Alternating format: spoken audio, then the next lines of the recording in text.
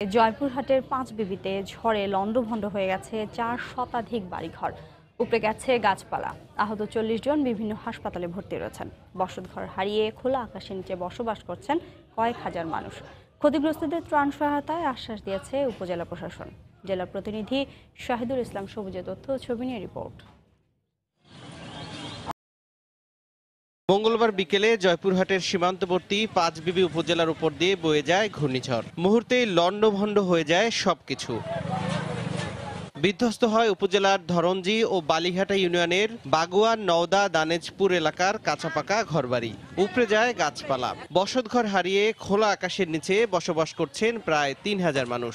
মানবেতর দিন কাটছে তাদের। বাড়ি ঘর সব নিয়ে গেছে, আমাদের কিছুই নাই। আমরা থাকার জায়গা আমরা এখনো ঠাঁই পাইনি।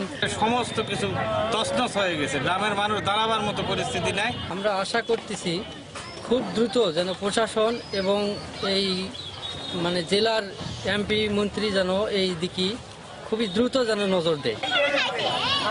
নিজ উদ্যোগে ক্ষতিগ্রস্তদের জন্য খাবারের ব্যবস্থা করেছেন 2 ইউনিয়ন পরিষদ চেয়ারম্যান। তাদের বসবাস করা, রাত্রি যাপনের মতো ছোটখাটো ব্যবস্থা ইউনিয়ন পরিষদের মাধ্যমে করা হয়েছে। তালিকা প্রস্তুত চলতেছে।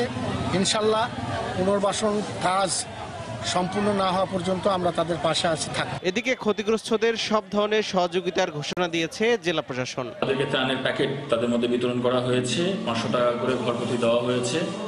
খুব দ্রুতই ক্ষতিগ্রস্তদের মধ্যে যে ত্রাণের টিন এবং আরও আর্থিক সাহায্য সেগুলো সরকারের পক্ষ থেকে বিতরণ করা হবে। ঘূর্ণিঝড়ে প্রায় 400 পরিবার সবকিছু হারিয়ে নিঃস্ব হয়েছে।